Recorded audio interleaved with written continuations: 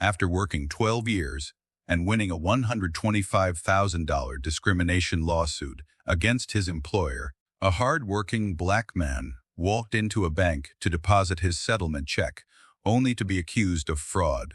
The bank called the police on him in front of everyone, but instead of staying silent, he fought back again, this time suing the bank itself. And what happens next will change not only his life, but spark a movement that force an entire system to face its own prejudice. Stay tuned, because this is the true story of Marcus Hill, the man who fought discrimination twice and won. And the second time, the whole world was watching. This was how it all started. The first light of morning had barely touched the rooftops when the factory whistle screamed through the cold Ohio air. The sound cut through the fog like a warning, sharp and familiar. Marcus Hill was already walking down the cracked pavement toward the industrial plant, his steel-toed boots crunching on patches of frozen dirt. His breath rose in thin clouds, and his gloved hands were stuffed deep in the pockets of his worn work jacket. For 12 years, this had been his life. The smell of metal, the clang of machines, the endless rhythm of production lines. It wasn't glamorous, but it was honest work. Marcus took pride in that. He had a reputation as the man who never came late, never complained, and never left a job unfinished. His co-workers used to joke that he was the heartbeat of the plant. Inside, the heat from the furnaces hit his face like a slap. The air tasted of oil and dust. Marcus nodded to the usual faces as he clocked in. "Morning, Big M," one of the younger welders called out. Marcus smiled. "Morning, Jay." But things had been different lately. Ever since the new supervisor, Frank Dillard, arrived 3 months ago, the air felt heavier. Frank was the kind of man who smiled without warmth, his lips curling just enough to look polite, but not enough to reach his eyes. He strutted through the factory floor like he owned every screw and bolt. That morning, Marcus was adjusting the conveyor system when Frank stopped beside him. "Hill," Frank said, arms crossed, "you've got the wrong torque setting again." Marcus blinked. "No, sir. That's the setting from the manual, same one I've used for years." Frank smirked, leaning in, just enough for the smell of his cologne to mix with the tang of metal. "Maybe you've been doing it wrong for years. That might explain why you're still in the same position." A few workers nearby paused, pretending not to listen. Marcus felt heat rising to his face, but he kept his voice steady. "If there's a problem, I can fix it." "Good," Frank said sharply, "because if I see another mistake, I'll have to write you up. Standards are changing around here." As Frank walked away, Marcus stood still, staring at the machine. His hands were steady, but inside something shifted. The man who had always believed in quiet, hard work felt a seed of doubt take root. At lunch, he sat alone. Conversations around him felt quieter than before. Like people didn't want to be caught talking to him. It wasn't just the criticism. It was the way Frank looked at him, the way the others had begun to follow that lead. When the shift ended, Marcus washed the grime off his hands and stared into the cracked mirror in the locker room. His reflection looked tired, older somehow. He told himself it was just one bad day, but deep down, he knew the tide was turning. As he walked out into the gray afternoon, the factory whistle blew again. It echoed through the cold like a warning he couldn't ignore. Marcus pulled his jacket tighter and whispered under his breath, "Something's coming." And he was right. Something was coming. Something that would test every piece of strength he had ever built inside himself. The next few weeks at the plant felt different, though Marcus couldn't quite explain how at first. It wasn't one big thing. It was small. Invisible lines being drawn all around him, lines he wasn't supposed to cross anymore. It started with the little things.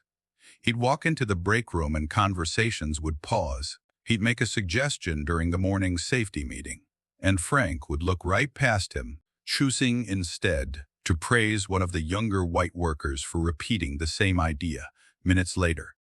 Marcus had been around long enough to understand subtle disrespect. It wasn't loud, it wasn't shouted. It was quiet, polite, and sharp enough to cut without drawing blood. One day, Frank posted the new weekly shift schedule. Marcus's eyes narrowed. For the first time in over a decade, his name was listed for the graveyard shift. 3 straight weeks of midnight to dawn. He approached the board, slowly reading it, twice, to make sure he wasn't mistaken. "Frank," Marcus said later that afternoon, catching the supervisor near his office door, "I noticed I've been assigned the overnight shift 3 weeks in a row. Is that a rotation change?" Frank didn't even look up from his clipboard. "I make the schedule, Hill. I rotate based on performance." Marcus frowned. "Performance? I've never missed a quota in 12 years. Frank looked up, smirking. "There's a difference between showing up and standing out. Maybe if you focused less on talking and more on results, you'd be back on days." Marcus clenched his jaw. "All I do is work, sir." "Then work harder," Frank said, and turned away. That night, as Marcus clocked into his new shift, he noticed the other workers staring. Some looked sympathetic, others just looked glad. It wasn't them. By 3 a.m., his eyelids felt heavy and his muscles ached. He was cleaning out the molding machine when he heard laughter echoing from the supervisor's office. Frank and 2 other supervisors were joking about how tired old Hill looked, their voices dripping with mockery. Marcus froze in place, gripping the cleaning rag tightly until his knuckles turned white. He didn't say anything. He just kept working. But inside, anger was building like steam inside a sealed pipe. The next morning when he got home, his daughter Kendra was already up pouring cereal before school. She looked at her father's weary eyes and asked, "Daddy, why do you look so tired?" Marcus sat down slowly. "Just work, baby girl, just work." She tilted her head. "You ever think maybe it's time to find another job?" Marcus gave a tired smile. "Sometimes you stay, not because it's easy, but because you've earned your place. And I've earned mine." But that night, as he walked back into the plant, that invisible line became clearer. Frank was handing out equipment updates to everyone, except Marcus. When Marcus asked for his copy, Frank replied, "You'll get it when I have time. Don't worry about what everyone else gets." That was the moment Marcus understood. It wasn't just oversight, it was intentional. He was being isolated, one decision at a time. The next morning, Marcus opened his locker to find a small sticky note taped to the inside. It said only 3 words, "Watch your back." He stared at it for a long moment, his heart pounding. He looked around, but the locker room was empty. He crumpled the note and slipped it into his pocket. The invisible line had now become visible, and it was drowned right through his life. But Marcus wasn't the kind of man who ran. He stood taller, even in silence. He just didn't know yet how far they'd go to break him. The sound of machinery filled the air like thunder as Marcus started another long night on the graveyard shift. The factory lights flickered in the distance, humming faintly above his head. He could feel the weight of fatigue deep in his bones. Weeks of sleepless nights had started to blur the days together. Coffee wasn't helping anymore. "Hey, Hill." Frank's voice sliced through the noise. "Machine 4 needs a clean-out. Get on it." Marcus looked up, blinking. "That's a 2-man job, sir. We usually shut it down before cleaning." Frank crossed his arms. "Then move faster. I don't have 2 men. You'll manage." The other workers exchanged glances. They knew what Frank was doing. Machine 4 was a beast, hot, greasy, and dangerous when active. But Marcus said nothing. He put on his gloves, adjusted his goggles, and walked toward the machine. He was halfway through cleaning the lower gears when the steel rod jammed. The machine jolted violently, scraping his hand against the hot metal. The pain shot through him like fire. He yanked his arm back, blood dripping from a deep gash across his palm. "Frank," he shouted, staggering back, "shut it off." Frank barely glanced up from his clipboard. Should have been more careful. Marcus stared at him in disbelief. "I told you this needed 2 men. Frank shrugged. "Accidents happen. Write it up and get back to work when you're done at the nurse's office." Marcus walked out of the plant, his hand wrapped in a bandage, his heart pounding with anger. He had worked too long, too faithfully to be treated like a disposable part. At home, Kendra gasped when she saw the injury. "Daddy, what happened?" He sat down on the couch, his voice low. I made a mistake trusting the wrong people. Kendra frowned. You always say to keep your head down and do your best, but they don't even see you anymore. Her words hit harder than the injury. Marcus looked at her, 15 brave, with the same determined eyes he saw in the mirror. Sometimes people see what they want to see, he said quietly, but I won't let them change who I am. That night he couldn't sleep. He sat by the window, the sound of distant trains echoing through the dark. The notebook sat on his lap, pages already filled with small, careful handwriting. Every insult, every unfair schedule, every write-up, it was all there tonight. He added one more line. Forced to clean active machine alone. Injured, supervisor laughed. He looked at the words for a long time. Then, for the first time in his life, Marcus whispered aloud what he had never dared to say. They don't respect me. They never did. The next morning, he returned to the plant with his hands still sore, but his spirit sharper than before. Frank was already waiting. You're late, he barked. Marcus stared him down. I clocked in on time. Frank smirked. Then maybe the clock's wrong. Marcus felt something inside him snap, not in rage, but in resolve. The kind that comes from finally reaching your limit. He walked past Frank without a word, heading straight for the HR office. When he entered, the representative, Ms. Benson, smiled politely. Marcus, what can I help you with today? He placed the notebook on her desk. I want to file a formal complaint. Her smile faltered for a moment. About what exactly? He leaned forward, his voice steady but heavy. About being treated like less than a man. Ms. Benson blinked, tapping her pen nervously. These are serious allegations. We'll look into it. Marcus nodded. You do that. As he walked out, his coworkers glanced his way. Some avoided his eyes, others nodded slightly, like they knew what it meant. Marcus didn't care what they thought. He had crossed a line, and this time, it was one he would never step back from. But what he didn't know was that the moment he filed that complaint, a silent war had begun. And the people he was standing up to were about to strike back in ways he never expected. Marcus sat in his car outside the plant for nearly half an hour before stepping inside. His hand was still sore, wrapped tightly beneath the bandage. But what ached most was something deeper, his trust. The words he had written in his notebook now sat in HR's possession, and he couldn't stop replaying the look on Ms. Benson's face. It wasn't anger or sympathy. It was fear, the kind of fear people have when something inconvenient lands on their desk. The next few days moved slower than ever. No one called him for a follow-up. No one asked questions. Frank walked around the floor with a smirk that said more than words ever could. At lunch, Marcus sat quietly in the corner. Across the room, he overheard a few coworkers whispering. He actually filed it, one said. Man, he's done for. Marcus looked down at his food. His stomach turned. He'd worked his whole life believing that honesty and effort always paid off. But in this moment, he wasn't so sure anymore. By the following week, a notice appeared on the break room board. New shift adjustments effective immediately. Marcus scanned the list. His name was now listed under maintenance night rotation. His hours had been cut from 48 to 28. He walked straight to HR. Ms. Benson, I'd like to understand why my hours were reduced. She looked at him with a rehearsed smile.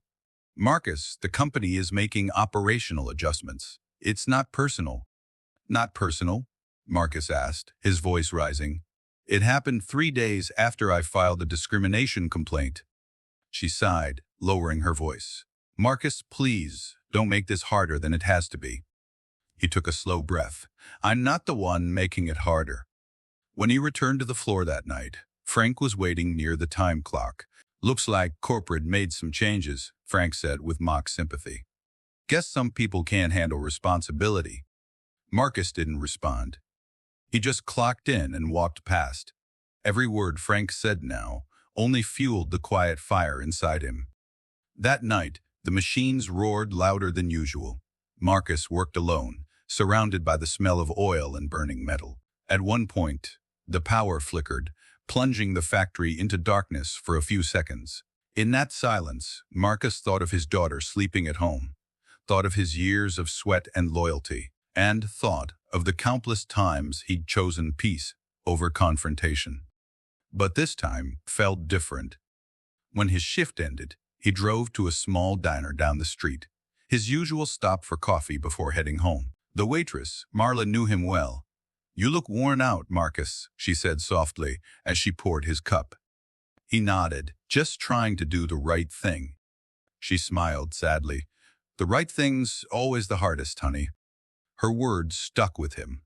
Later that night, after Kendra went to bed, Marcus opened his notebook again. He flipped to a new page and wrote, "Filed official complaint. Retaliation already started. Hours cut. Must find legal help." The next morning, he sat in his car before entering the plant. He saw Frank through the window, laughing with another supervisor. Something about that laughter twisted his gut. Marcus picked up his phone and searched online for civil rights attorneys near me. Dozens of names appeared, but one caught his eye. Lisa Montgomery, Employment Discrimination and Civil Rights Law. He saved the number in his contacts, but didn't call yet, not today. He needed one more day to see if the company would do the right thing. But as the week went on, things only got worse. Frank began writing him up for minor infraction, like clocking in 1 minute late or taking a bathroom break too long. By Friday, Marcus found himself sitting in the locker room after another humiliating night, his head resting in his hands. He reached into his pocket and looked at the business card he had written down on a napkin. Lisa Montgomery, Esquire. He exhaled slowly, gripping the card tightly. It was time. The next move he made would change everything, not just for him, but for everyone watching him. The following Monday, Marcus sat in his old pickup truck outside a small brick office building. The sign read, "Lisa Montgomery and Associates, Civil Rights and Employment Law." He rubbed his palms against his jeans, his nerves rattling like loose bolts. He had never been to a lawyer before. In his mind, lawyers were for rich folks with suits and fancy problems. But right now, Marcus had a problem that could destroy everything he had worked for. He finally pushed open the truck door and walked inside. The waiting room smelled of coffee and paper. The receptionist, a friendly woman with kind eyes, smiled. "You must be Mr. Hill. Ms. Montgomery will be right with you." A few minutes later, a tall woman in her mid-40s stepped out from her office, wearing a dark gray suit and a warm but focused expression. "Mr. Hill, I'm Lisa Montgomery. Please come in." Marcus followed her into a small office, lined with books and framed newspaper clippings about landmark civil rights cases. There was a quiet strength in the air. She gestured to the chair across from her desk. "Tell me what happened." Marcus took a deep breath and began.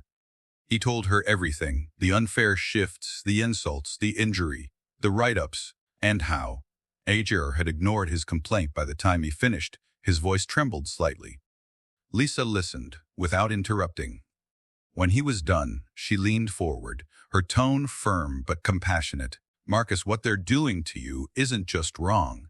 It's illegal. You've faced racial discrimination and retaliation. I've handled cases like this before. But before we move forward, I need to ask, are you ready for what comes next?" He hesitated. "What do you mean?" She folded her hands. "A lawsuit like this takes time. They'll try to intimidate you. They'll dig into your record, your performance, maybe even your personal life. It's exhausting, but if you stand your ground, you can win." Marcus looked down at his calloused hands. "I've been fighting my whole life to be treated fair. I can do this." Lisa smiled. "Good, then let's get to work." Over the next few weeks, they met after his night shifts. She helped him gather documents, old pay stubs, work evaluations, photo of his injury, copies of shift schedules. Marcus even brought his notebook filled with months of handwritten notes. Lisa flipped through it, impressed. "You kept all this?" "Every word," Marcus said quietly. "It's the only proof I had that I wasn't losing my mind." She nodded. This notebook could be our strongest weapon. As the weeks turned into months, the factory atmosphere grew colder. Word got out that Marcus had hired a lawyer. Old friends stopped sitting with him at lunch. Some wouldn't even look him in the eye. Frank, of course, couldn't resist his digs. "Got yourself a fancy lawyer now, Hill," Frank said one night, smirking. "Guess you think you're special." Marcus met his gaze. "No, Frank, I just think I'm equal." Frank's smirk faded. For the first time, he didn't have a comeback. But the tension in the plant only got worse. Marcus was reassigned to menial cleanup work, his overtime denied without explanation. Yet through it all, he stayed calm. Every insult, every slight, was fuel for the fight ahead.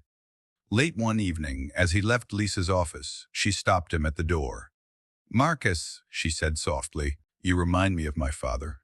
He fought in the same kind of battles you're fighting now. He didn't win every one of them, but he never stopped standing tall." Marcus smiled faintly. "Then maybe I'll do him proud." She returned his smile. "I think you already are." That night, Marcus drove home under the flicker of streetlights, exhausted but lighter. For the first time in a long while, he felt something close to hope. But deep down, he also knew that hope was only the beginning.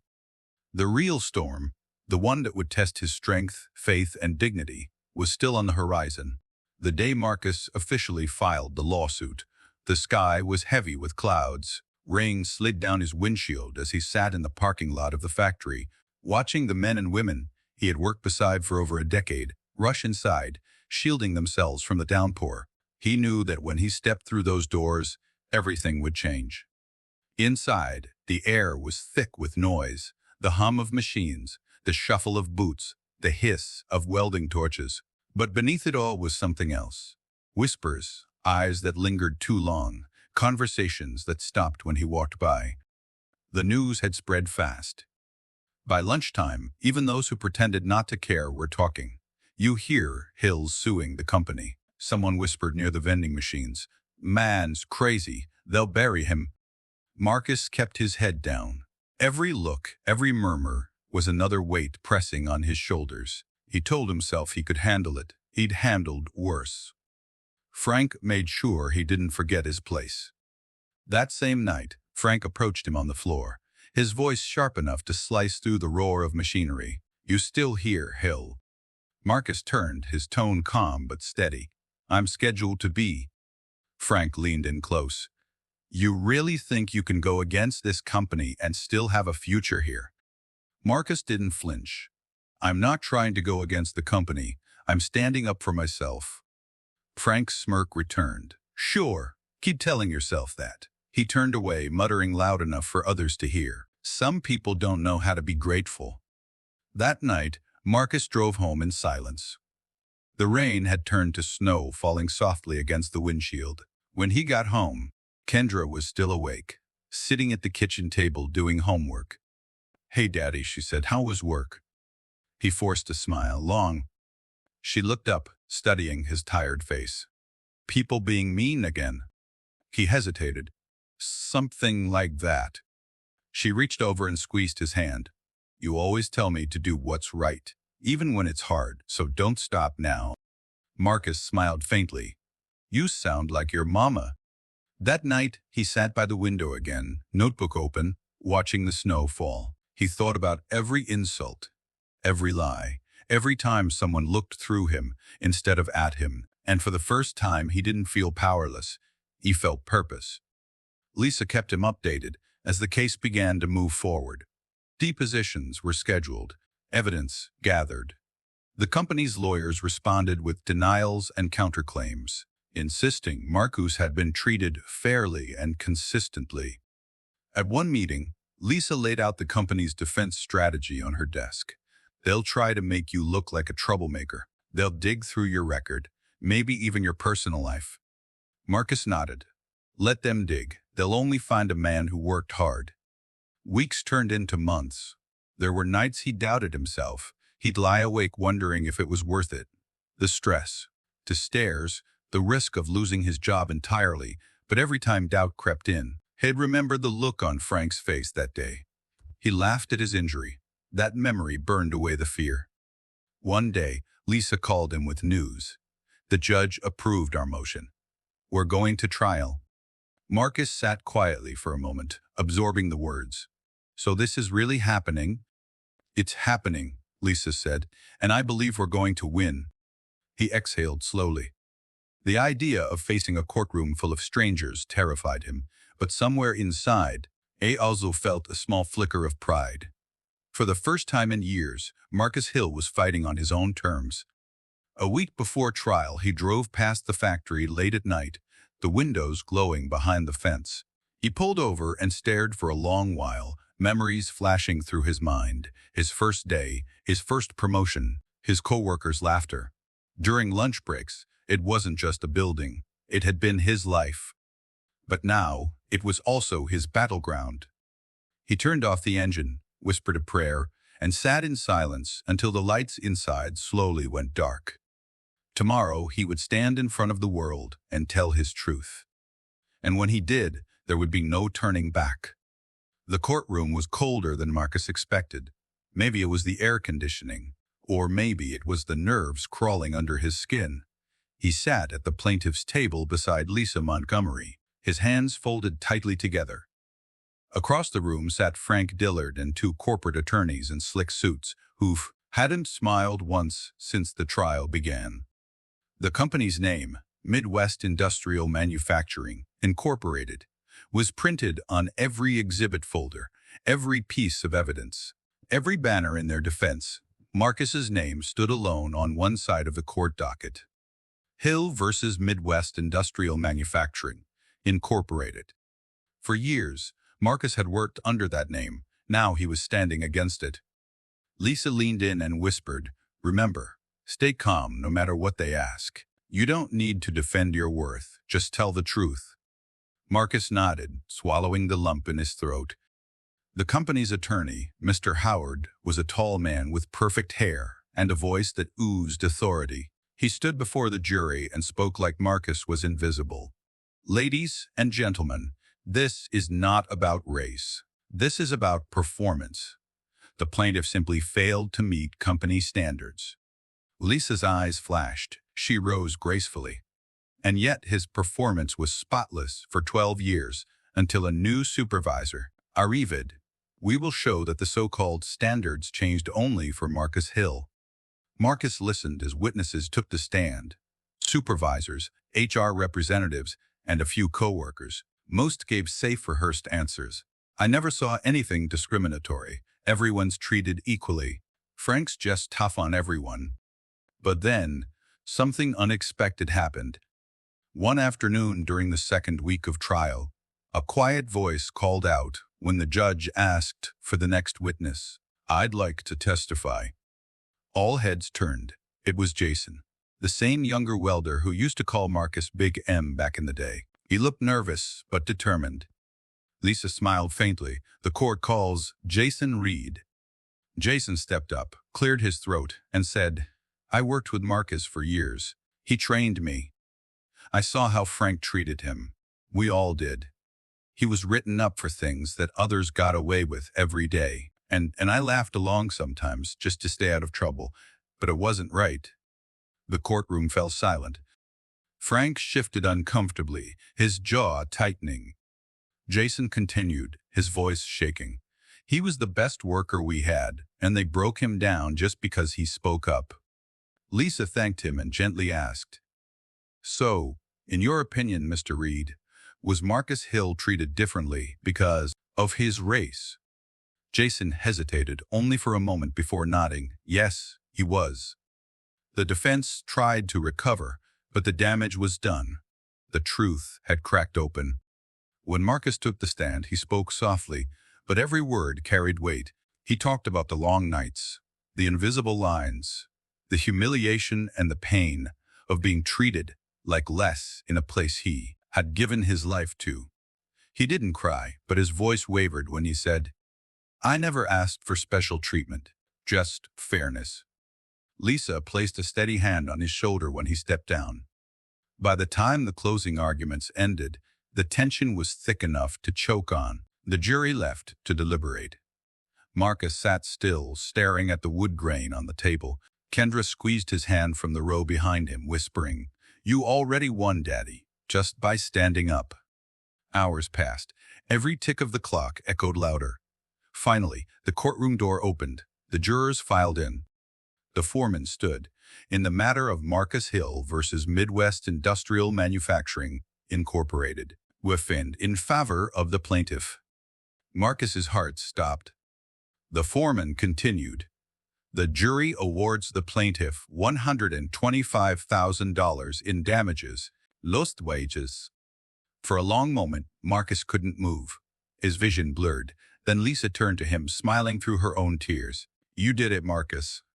He exhaled, the years of weight lifting off his shoulders. Kendra rushed forward, hugging him tightly. He whispered against her hair, "We did it, baby girl, we did it." As they left the courthouse, flashes from news cameras lit up the evening sky. Reporters shouted questions, but Marcus only said one thing. "I just wanted to be treated like a man." He didn't know it yet, but this wasn't the end of his story. It was just the end of one battle and the beginning of another, even crueler one, waiting in silence. Because not everyone was ready to let Marcus Hill's victory stand. The morning air bit at Marcus's face as he stepped out of his truck, clutching a thick brown envelope. Inside was the check, the settlement money that marked the end of his long, exhausting battle. $125,000. He had barely slept. All night he kept staring at it, not because of the amount, but because of what it symbolized. Every insult, every sleepless night, every quiet humiliation. It was all written in those numbers. Justice finally had a price. The sun was low when he pushed open the glass doors of the First National Bank of Ohio. He wore his work jacket, the one with faded stitching on the sleeve, and his steel-toed boots. He had just finished his part-time night shift at the warehouse. He looked tired but calm, a man just trying to take care of his business. Inside, the bank was quiet. Soft piano music played from a speaker in the corner. A few customers stood in line. Marcus nodded politely at the security guard before stepping up to the counter. "Good morning," said the teller, a young woman with neat hair and a practiced smile. "Morning," Marcus replied, his voice low and steady. "I'd like to deposit this check." He slid it across the counter along with his deposit slip and ID. The teller took it, but her smile faded as she read the amount. Her eyes flickered to Marcus, then to the check again. "1 moment, please," she said quickly. Marcus nodded, assuming it was standard. He leaned on the counter, watching her walk away toward an office at the back. The minutes stretched. He checked his watch. 5 minutes passed, then 10. Whispers floated through the air. 2 employees leaned toward each other, glancing in his direction. One of them picked up the phone. Marcus frowned, his gut tightening. He'd seen that look before, the same quiet suspicion he'd faced at the factory. He straightened up, trying to stay calm. A man in a suit walked over the branch manager. He approached with a tight smile that didn't reach his eyes. "Sir," he said, voice clipped, "can I ask where you got this check?" Marcus blinked, confused. "It's from my lawsuit settlement. The company's insurance sent it." The manager looked unconvinced. "Do you have proof of that?" Marcus slid over his ID again. "You can call the issuing bank or the insurance company. They'll confirm." But the manager didn't move.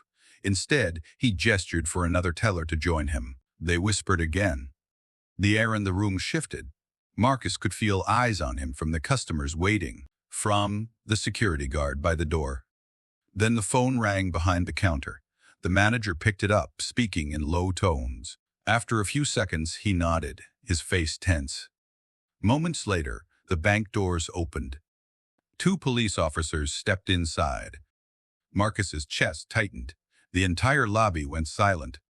The taller officer approached him. "Sir, we received a call about a possible fraudulent check." Marcus's voice trembled slightly as he replied, "What? No, this isn't fake. It's my settlement. Please, call my lawyer, call the insurance company." The officer raised a hand. "Sir, we just need you to step aside while we sort this out." Marcus could feel everyone staring, the woman with the stroller, the old man filling out a form, even the security guard who now avoided eye contact. He swallowed hard, shame and anger burning through him. He handed over his ID again. "Check it. Everything's real, please." But they didn't listen. At first, they questioned him right there in the middle of the lobby. His voice wavered as he tried to explain. The more he spoke, the less they seemed to hear. Then, finally, one of the tellers returned with a pale face. She handed the check back to the manager, whispered something. The manager's expression changed instantly from suspicion to embarrassment. He cleared his throat. "Sir, there's been a mistake. The check is valid." Marcus stared at him. "A mistake?" His voice shook. "You called the police on me." The manager's mouth opened, but no words came out. Marcus took his check and ID back. "I gave 12 years of my life to one place, just to prove I'm worth something. Then I come here, and you think I stole it." The entire bank was silent. He turned and walked out, the echo of his boots following him to the door. Outside, the winter wind hit his face, but this time it wasn't the cold that made him shiver. In his pocket, his phone buzzed. A message from Lisa Montgomery. "Marcus, I heard what happened. Call me immediately." He looked up at the gray sky and whispered to himself, "Not again. I'm not going through this again." But deep inside, he knew he would. Because some fights don't end when you win in court. They end when the world finally learns the lesson. Marcus sat in his truck in the bank's parking lot, both hands gripping the steering wheel. His heart was still pounding, his knuckles pale from tension. The humiliation replayed in his head like a broken film reel. The manager's suspicious stare, the whispers, the police officers stepping toward him as if he were a criminal.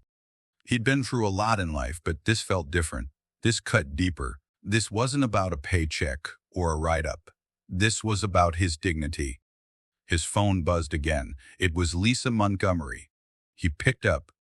"Marcus," she said, her tone calm but urgent. "I just saw the local police report. Tell me everything that happened." He exhaled shakily. "I went to deposit the check. They looked at me like I was robbing the place. Called the police. Right there in front of everyone." Lisa's voice grew sharper. "Did they detain you?" "They questioned me. In front of everybody, wouldn't even verify the check until you called." There was a pause. Then Lisa said slowly, "Marcus, we're not letting this go." He rubbed his forehead. "Lisa, I just wanted to move on. I'm tired of fighting." "I know you are," she said softly. "But if you let this slide, they'll keep doing it to you and to others. This isn't about a check anymore. It's about what they saw when they looked at you." Marcus's throat tightened. He looked out the window. The same teller who had refused to meet his eyes earlier was now standing by the glass door, watching him from a distance. He met her gaze for a second. She looked away. Lisa continued, "Meet me in my office. First thing tomorrow. We'll go over every detail. I'll file a notice to preserve the security footage before they delete it." Marcus hesitated. "You really think it'll make a difference?" Lisa didn't miss a beat. "It made a difference the first time, didn't it?" That night, Marcus drove home in silence. The streets glowed faintly under streetlights, and snow drifted across the road. Like ash, when he parked, Kendra was waiting at the door. "Daddy, why are you home late? You said you were just going to the bank." He tried to smile, but couldn't. "They thought the check was fake, baby." Her eyes widened. "What? Why?" He hesitated before answering. "Because they looked at me and didn't see the kind of man who could earn that kind of money." She stared at him for a long time, then shook her head. "That's not fair." "No," he said quietly, "it's not." Kendra's voice trembled. "You should tell someone, do something." Marcus looked at her, his eyes tired but steady. "That's what I'm going to do." Later that night, he sat at the kitchen table with his notebook open again. The same one that had started everything at the factory. The pages were nearly full now. He flipped to the back and wrote, "January 14th, bank incident. Called police on me while trying to deposit settlement check. No apology confirmed. We'll only after lawyer intervened. He stared at the words until they blurred. Then he added another line. I thought the fight was over. I was wrong. The next morning, he walked into Lisa's office, still wearing his work jacket. She already had documents spread across her desk. Statements, police reports, emails. I've spoken to the bank's legal team, she said. They're calling it a misunderstanding. Marcus scoffed. A misunderstanding that needed two cops. Lisa's expression hardened. We'll sue them. Racial discrimination, false reporting, and emotional distress. Marcus felt his stomach twist. Another lawsuit? Lisa met his eyes. Marcus, you didn't start this. You're just finishing what others keep beginning. He leaned back, rubbing his temples. I don't want the money this time. I just want them to admit what they did. Lisa nodded. Then that's exactly what we'll make them do. As Marcus left the office, the winter wind hit him again, sharp and cold. He pulled his jacket tighter and walked to his truck. This wasn't just another case. It was personal, now more personal than anything he had ever faced. He didn't know yet that this second fight would make his name known, far beyond Ohio. He didn't know that by the time it ended, the same world that looked down on him would be forced to look up. The courtroom was packed. Reporters filled the back row. Cameras clicked softly, and whispers rippled through the air. The headline had already made its way into the local news. Black man wins discrimination case. Bank calls his check fake. For Marcus Hill, this wasn't about money anymore. It was about being seen, being heard, and reclaiming the dignity that had been stripped from him twice. Lisa Montgomery stood beside him, calm as ever, her files neatly stacked on the table. Marcus's hands were clasped tightly in front of him. He looked across the room at the polished bank executives sitting with their legal team. Their suits gleamed. Their faces were expressionless. The judge entered, and everyone rose. When they sat down again, Lisa leaned close to Marcus and whispered, "This is the one." Marcus, they can't hide behind policy this time. The bank's lawyer, Mr. Caldwell, started his opening statement with the usual corporate gloss. This was an unfortunate misunderstanding, he said smoothly. Our employees acted in good faith to protect the bank and its customers. Lisa stood next, her tone cutting through the air like a blade. Good faith. Mr. Hill walked into a bank to deposit a legitimate check and was met with suspicion, whispers, and police officers. Simply because of how he looked, that's not good faith. That's discrimination. A few jurors nodded subtly. When Marcus took the stand, his voice was steady but low. I just wanted to deposit my check, he said. I'd just gotten off a night shift. I didn't dress fancy, but I showed them my ID, my paperwork, everything. And they looked at me like I was a thief. He paused, his voice cracking slightly. When the police walked in, everyone stared. They didn't see a hard-working man. They saw something else. I'll never forget the way they looked at me. Lisa handed him a tissue, but he didn't take it. He kept going. It wasn't the first time I'd been treated like that, but I thought, after winning my case, people would see me differently. I guess I was wrong. When Lisa called the bank manager to the stand, the man's polished composure began to fade. He admitted that the teller had found the check suspicious because of its size. Lisa's questions cut deeper. Did you verify it before calling the police? No, he said quietly. Did Mr. Hill act aggressively or refuse to show identification? No. Then what made you think the check was fake? He hesitated. It was just unusual. Lisa turned to the jury. Unusual for what, or for who? The courtroom fell silent. Then she revealed the email, the one that changed everything. It had been obtained through discovery, written by a junior employee to the branch manager minutes before the police were called. The message read, "This guy's check looks suspicious. It's too big. He doesn't look like someone who'd have that kind of money." The words hung in the air like poison. Gasps echoed around the room. The judge called for order, but the damage was done. The jurors' faces hardened. The defense attorney looked shaken.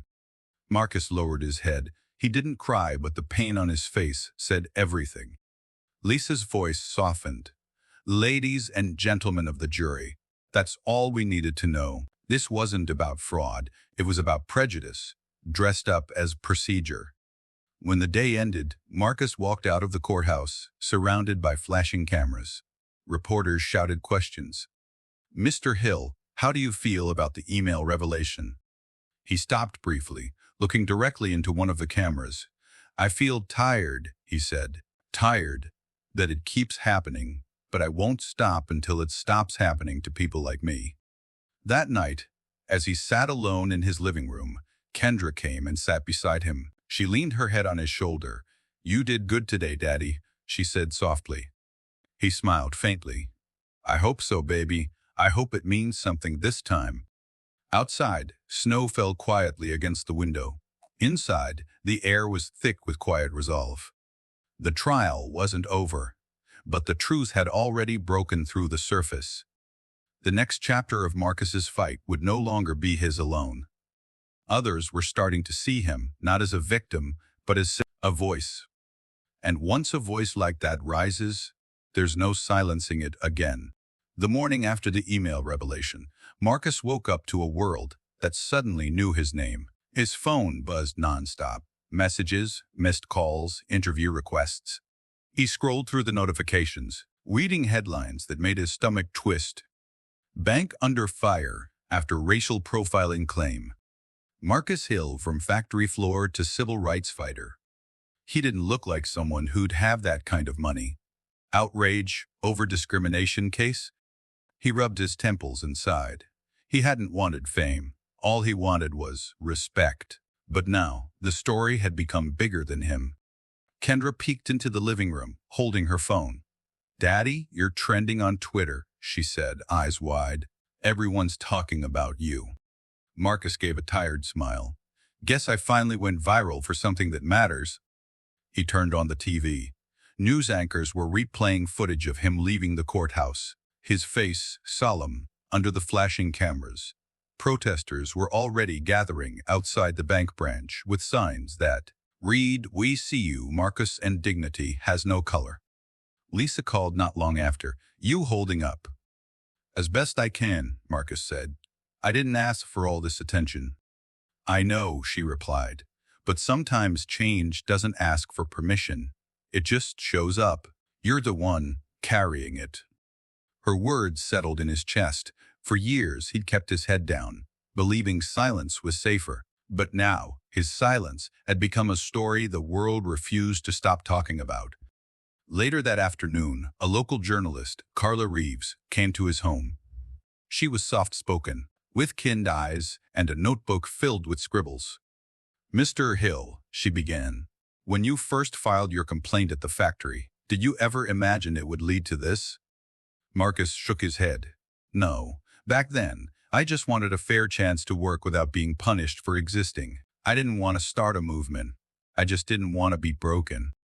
Carla nodded slowly, and now? He looked at her for a long moment before answering. "Now I see that maybe this is what I was meant to do. People what it costs to stay silent." That night, as he walked down his neighborhood street to clear his mind, a few neighbors called out from their porches. "Keep fighting, Marcus," one shouted. "We're proud of you, man," another said. He waved back, humbled but uneasy. Fame, even the righteous kind, carried weight. When he got home, Kendra was waiting at the door. "Daddy," she said softly, "some kids at school said you're a hero." He chuckled gently. "I'm no hero, baby. I just got tired of being quiet." But deep down, her words stuck. For the first time, Marcus wondered if, maybe just maybe, his pain could mean something greater than himself. The next day, Lisa showed him a letter from a national civil rights group. They wanted to back his case publicly and offer legal aid to others experiencing discrimination in financial institutions. "They're calling it the Dignity Initiative," she said with a grin. Marcus raised an eyebrow. "They named it after me." She laughed. "No, but they will." Over the following days, protesters gathered outside the bank every morning. People carried signs, sang and chanted his name. News vans lined the street, and for the first time, the bank issued a public statement saying it would review its procedures to ensure fairness for all customers. But Marcus wasn't satisfied with words. He wanted accountability. That night, while sitting at the kitchen table, he stared at his notebook again. The last line he had written was from the night of the police call. He turned to a new page and wrote slowly, "They thought calling the police would end my story, but it only lit the fire brighter." Kendra walked in quietly, her pajamas wrinkled, her eyes sleepy. "You still working on your book, Daddy?" Marcus smiled faintly. "It's not a book, sweetheart, just a record." "Of what?" He paused, thinking of what it costs to keep your dignity in a world that keeps trying to take it. Outside, the wind howled through the trees, but Marcus didn't move. His heart was steady again. Because now, it wasn't just his story anymore. It was a fight that belonged to everyone who had ever been looked at and told, without words, that they didn't belong. And this time, Marcus Hill wasn't backing down. By spring, the courtroom doors opened once again for Marcus Hill, this time with even more eyes watching. The first case had made him a local name. This one made him a symbol. Television trucks crowded the street outside the courthouse. Protesters stood shoulder to shoulder, holding signs that read, "Justice for Marcus, banking while black is not a crime, and enough is enough." Inside, the air buzzed with tension. The bank's legal team had tripled in size. They wore polished confidence like armor, their smiles practiced and hollow. Lisa Montgomery sat beside Marcus, flipping through her notes. "They'll throw everything they have at us," she whispered, "but remember, we have truth on our side." Marcus nodded, straightening his tie. He wasn't nervous this time. He was ready. The defense opened their case predictably, calling it a miscommunication. Their lead lawyer, Mr. Caldwell, repeated the same rehearsed line from before. There was no racial intent, only caution. Lisa stood, her voice clear and commanding. "Caution is not suspicion. Caution is not humiliation. What happened to Marcus Hill was racial profiling, plain and simple." Then came the witnesses, the tellers, the manager, and the police officers. Their stories clashed in small but telling ways. One admitted she had felt uneasy about the size of the check. Another slipped up and said, "He didn't look like our usual clients." The officer testified that they were called for a fraud attempt, not a verification request. Each piece, small on its own, began to fit together into a picture that spoke louder than any accusation could. Then, Lisa played the bank's internal training footage, part of discovery. In the background of a staff meeting video, someone could be heard joking, "We've got to keep an eye on the big spenders, especially the ones who don't look the part." The courtroom gasped. Marcus watched the bank executives shift uncomfortably in their seats. Lisa's voice softened as she turned toward the jury. "This isn't an isolated mistake. It's a pattern, one we all recognize, even if we pretend not to." When Marcus took the stand again, he spoke calmly, his voice low but filled with quiet power. "I didn't come here to destroy anyone's business. I came here to make them see me, to see people like me. We work, we save, we fight to be treated with respect. And yet, even when we earn our victories, we're treated like imposters." His words hung in the air like truth that refused to be ignored. The next morning, the courthouse steps were lined with more protesters. Civil rights groups from across the state joined in, holding banners that read, "Stand with Marcus." TV anchors spoke about systemic bias, and social media overflowed with support. Lisa showed Marcus the trending hashtag, "He looked like Marcus," a phrase people were using to share their own experiences with racial profiling. Marcus smiled faintly. "Looks like it's bigger than me now." Lisa nodded. "That's what justice does. It spreads." As the final week of the trial began, the defense tried to offer a settlement, a quiet payout, no admission of guilt, no apology. Lisa turned to Marcus. "It's a big offer," she said, "enough to secure your future, but if we accept, They walk away clean. Marcus didn't even hesitate. Then we don't take it. They need to face this in the open. Lisa smiled. That's exactly why I took your case. On the last day of testimony, Marcus's daughter sat in the front row. Her eyes locked on him. She had grown quieter since the first case, more aware of what her father's fight meant. When the judge adjourned for the day, reporters swarmed the courthouse steps. One of them shouted, "Mr. Hill, how much more can you take of this?" Marcus paused, meeting their gaze. "As much as it takes," he said, "because some things are worth fighting for, twice." That night, as he drove home, a gentle rain began to fall. The city lights blurred through his windshield, and for the first time in months, Marcus felt a strange calm. He realized he wasn't afraid anymore. Not of courts, not of banks, not of stares or whispers. The fear that once held him captive had been replaced by something stronger. Conviction. The kind that no one could take away.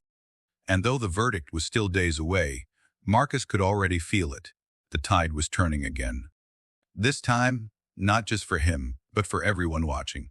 The courthouse steps had become a gathering place, not just for reporters, but for people who saw in Marcus Hill a reflection of their own struggle. By the morning of closing arguments, the crowd stretched halfway down the block. Handmade signs swayed in the wind. Justice for Marcus. Equality has no color. We are all Marcus Hill. Inside the courthouse, the air buzzed with quiet tension.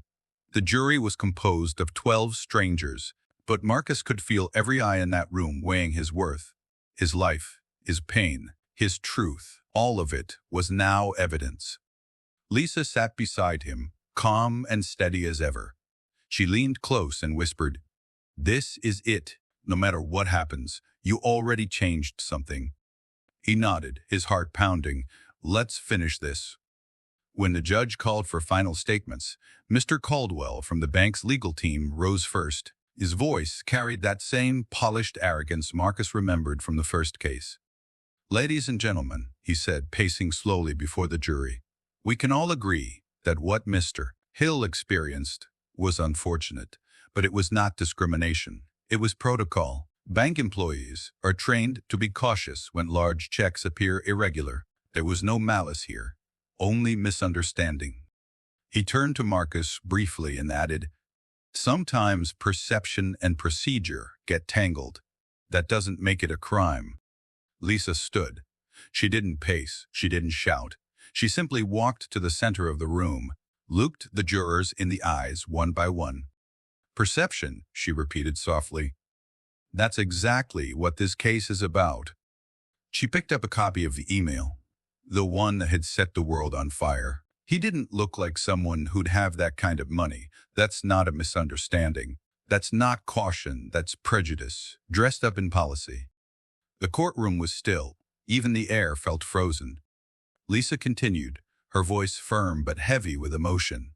"Marcus Hill isn't asking for special treatment. He's asking for human decency. He's asking for the right to walk into a bank, a place where his money is as real as anyone else, and not be treated like a criminal for the color of his skin." Her gaze fell on Marcus. "You've heard his story. You've seen the evidence. Now it's your turn to decide what kind of world you want to live in. One where dignity is assumed, or one where it must be proven." When she finished, there was no sound except the faint hum of the ceiling lights. Even the judge looked moved. Outside, the crowd chanted Marcus's name as the jury left to deliberate. News cameras caught everything. The faces, the tension that hung over the courthouse like a storm cloud ready to break. Marcus stepped out to breathe. The sky above was gray, heavy with rain. People surrounded him, strangers shaking his hand, thanking him, calling him brother and hero. One woman, an elderly churchgoer, pressed his hand in hers. "You're doing the Lord's work, son," she said softly. "We've been waiting for someone to remind them that we still matter." Marcus felt a lump rise in his throat. He nodded and whispered, "Thank you, ma'am." Back inside, Lisa joined him by the hallway window overlooking the courthouse lawn, now filled with protesters singing old civil rights hymns. Do you hear that? She said quietly. That's not just support. That's history repeating itself, only this time. You are part of it.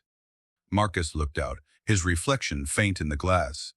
I never asked to be. Lisa smiled faintly. The ones who never ask for it are usually the ones who deserve it most. A few hours later, word came that the jury was close to a verdict. The bailiff announced everyone to return to the courtroom. As people filed back in, the energy in the room shifted, sharp, electric, full of expectation. Marcus sat still, his pulse pounding in his ears. The judge entered. The jury returned. The foreman held a folded slip of paper in his trembling hands. As he prepared to read, Marcus looked at Lisa, who gave him a small nod, the kind of nod that says, no matter what happens, you already won. And though the verdict hadn't been spoken yet, Marcus could feel the world holding its breath. Because this moment wasn't just about him anymore. It was about every person who'd ever been doubted, dismissed, or devalued. And finally, they were all about to be seen. The room fell into a silence so heavy it seemed to slow time itself. Marcus could hear his own heartbeat, steady but strong. The foreman stood with the verdict in hand, his voice trembling slightly as he read aloud. In the case of Marcus Hill versus First National Bank of Ohio, we, the jury, find in favor of the plaintiff. A collective gasp rippled through the courtroom. Then came the second line, the one that would echo far beyond those walls. We award damages in the amount of $400,000, and we recommend a public apology be issued by the defendant. For a moment, Marcus didn't move. He sat frozen, his mind struggling to absorb the words. 400,000. A public apology, vindication, justice. Everything he had endured, every insult, every humiliation, every sleepless night, suddenly felt seen. Then Lisa touched his arm, her voice soft but steady. You did it, Marcus. He turned to her, his eyes glassy. We did it. Across the aisle, the bank's lawyers looked deflated. The manager, the same man who had called the police that morning, kept his eyes glued to the floor. The cameras in the back clicked furiously as reporters scribbled notes. The judge's gavel fell with a sharp crack. Case closed. When Marcus stood, the crowd behind him erupted into applause. It wasn't loud at first, more of a ripple, exhaled exhale of relief and pride. But soon it grew, spreading through the gallery until it filled the entire room. Outside, the courthouse steps looked like a celebration. Dozens of protesters and supporters cheered as Marcus emerged. He blinked against the flashing lights of cameras. Microphones were shoved toward him. Mr. Hill, how does it feel to win again?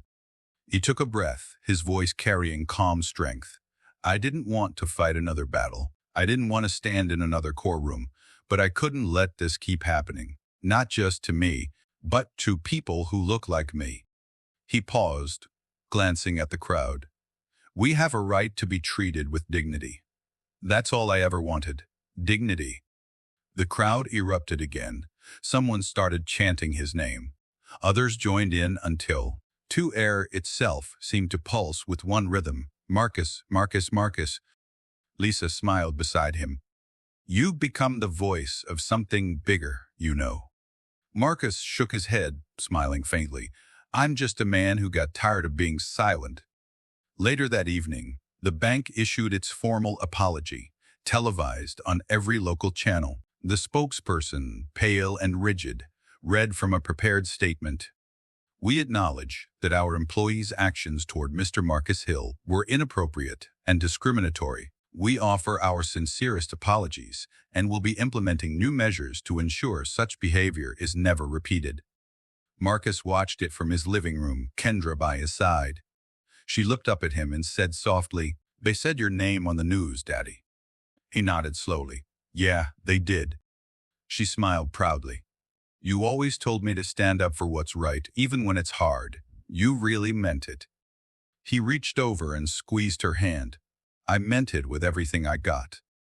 That night, Marcus couldn't sleep. He stood by the window looking out at the quiet street below. the reflection of the television flickering behind him. For the first time in years, he didn't feel small or unseen. He felt whole.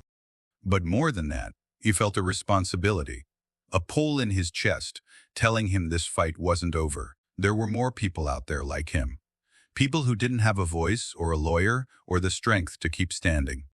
He thought about the notebook sitting on his desk, the one filled with all his pain. Then he thought about how it could become something else, something that helped others. Tomorrow, he decided, he'd start something new. Not another battle, a movement. Because justice shouldn't be a victory reserved for the few who can endure the fight. It should be a promise for everyone. As he turned away from the window, a faint smile touched his lips. Marcus Hill had gone from a factory worker to a fighter, from humiliation to honor. And though the system had tried to break him twice, it had only made him unbreakable. The air outside carried the gentle warmth of early summer when Marcus Hill stood before the small crowd gathered at the community center in downtown Dayton. The banner behind him read in bold blue letters, "The Dignity Project, empowering workers, defending rights." It had been 6 months since his second victory in court. Life had slowed down, yet somehow his purpose had only grown louder. The crowd before him wasn't filled with lawyers or reporters this time. It was made up of factory workers, nurses, cashiers, janitors, people like him, people who'd been told to just deal with it one too many times. Lisa Montgomery stood to the side, smiling proudly. She had helped Marcus navigate every storm, and now she was helping him build something that would outlive the battles. Marcus stepped up to the microphone. His voice carried a quiet strength, the kind born from surviving what should have broken you. "I used to think justice was something that happened in courtrooms," he began, "that if you were right and you worked hard, life would be fair to you. But I learned the hard way that justice isn't automatic. You have to make it happen." The crowd was silent, hanging on every word. "I worked 12 years in a place that took my work but never saw my worth. And when I finally stood up, I was told I was making trouble. Then, when I tried to cash the check that proved I was right, they called the police on me. That was the day I realized dignity isn't given, it's claimed." He paused, his eyes sweeping across the faces in front of him. "That's why we started the Dignity Project. We're going to make sure no worker stands alone. If someone gets silenced, we'll be their voice. If someone gets bullied for doing the right thing, we'll stand beside them. And if someone gets told they don't look like they belong, we'll remind them that they do." Applause erupted, soft at first, then rising until it filled the hall. Kendra, now 17, sat in the front row, clapping the loudest. Her eyes shimmered with pride. When the noise settled, Lisa stepped up beside Marcus. "You've turned pain into purpose, Marcus," she said quietly. "That's not something many people can do." He smiled. "Couldn't have done it without you." After the event ended, people lined up to shake his hand. Some shared their stories, a woman fired for speaking up. Mon passed over for promotion. A teenager afraid to report harassment at work. Marcus listened to each of them carefully, never rushing, never interrupting. When the last person left, he sat alone in the empty hall for a moment, soaking in the quiet. The same quiet that used to feel heavy now felt peaceful, like healing. Lisa walked over, holding a small envelope. "This came for you at the office." He opened it. Inside was a letter with the First National Bank's logo at the top. He hesitated before reading it aloud. "Dear Mr. Hill, we are writing to inform you that as part of our ongoing diversity and inclusion efforts, we would like to formally invite you to speak at our annual leadership conference. We believe your story embodies the change our institution is striving toward." Marcus stared at the letter for a long moment, then let out a quiet laugh. Lisa raised an eyebrow. "You going to do it?" He folded the letter neatly.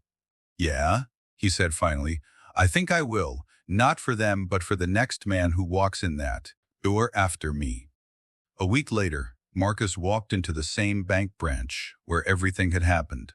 The air smelled the same, faintly of coffee and polished floors, but it felt different now. Employees stood, lined up to greet him, nervous smiles on their faces. He stood at the podium, his presence calm and commanding. A year ago, I was standing here as the customer you didn't believe, he began. Today, I'm here as a reminder of what belief looks like when it's tested, why it matters to get it right. When he finished, the room rose to its feet. For the first time, he wasn't being watched out of suspicion, being seen out of respect. Later that evening, back home, Marcus sat on the porch as the sun dipped below the horizon. Kendra joined him, resting her head on his shoulder. "You did it, Daddy," she said softly. "You really changed something." Marcus looked out toward the fading light and smiled. "I didn't change the world, sweetheart. I just proved it could be changed." The wind rustled through the trees, carrying the faint sounds of laughter and life from the street below. Marcus Hill, once a quiet factory worker, had become the voice for thousands. His story began with injustice, but it ended with hope. And though his scars would never fully fade, they had become his strength. As darkness settled, he whispered, almost to himself, "Dignity isn't given, it's fought for. And when you win it, you make sure no one else ever has to fight for it alone." The porch light flickered on, bathing him in a warm glow as the night closed around him. A man, finally at peace, carrying not bitterness, but legacy.